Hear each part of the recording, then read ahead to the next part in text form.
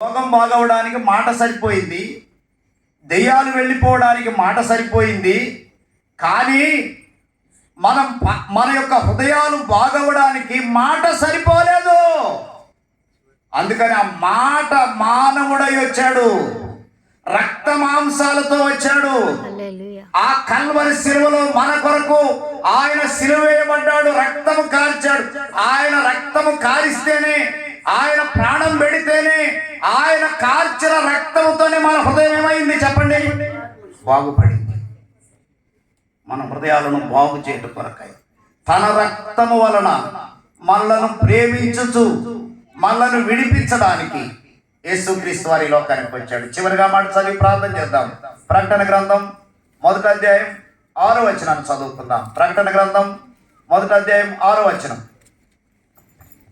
ప్రకటన గ్రంథం 1వ అధ్యాయం 6వ వచనం. మనలను ప్రేమించుచు తన రక్తము వలన మన పాపముల నుండి మనలను విడిపించిన వానికి. ఆగండి. ఏ రక్తం వలన? యేసు ప్రభు రక్తం వలనే. దేని నుండి?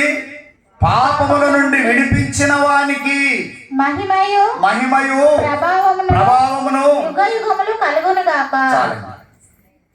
ఆయనకి మహిమ, ఆయనకే ఘనత, ఆయనకే ప్రభావం.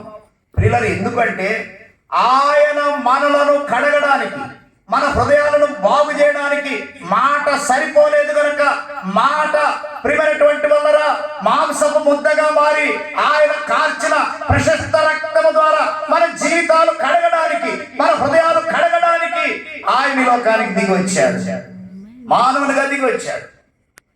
ఒక రాజు కేక వేసి ఇలా ప్రార్థన చేస్తున్నాడు. యెషయా గ్రంథం 38వ అధ్యాయంలో, ప్రభా నీవు నన్ను బాగు చేయదువు, నీవు నన్ను జీవింపజేయదు అని కేక వేశాడు రాజు హిజ్కియా. ఆయన మాత్రమే జీవింప చేయగలిగిన వాడు, ఆయన మాత్రమే బాగు చేయగలిగిన వాడు. ఆయన రక్తధారలో మాత్రమే మన హృదయాలు బాగుపడతాయి తప్ప మరే విధంగా బాగుపడే మరో మార్గం లేదు. నేను చిన్నవాడిగా ఉన్నప్పుడు 11-12 సంవత్సరాలప్పుడు మా ఊరిలో ఒక గ్రామాల నుండి వచ్చిన పాస్టర్ గారు పాట పాడేవాడు.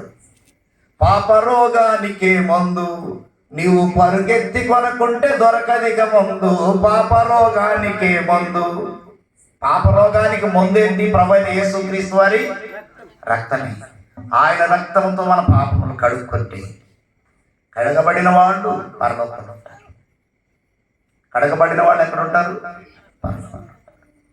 హృదయం మార్చాలి. ప్రభువు మార్చుకోమంటున్నాడు, ఒక అవకాశం ఇస్తున్నాడు, సమయం ఇస్తున్నాడు.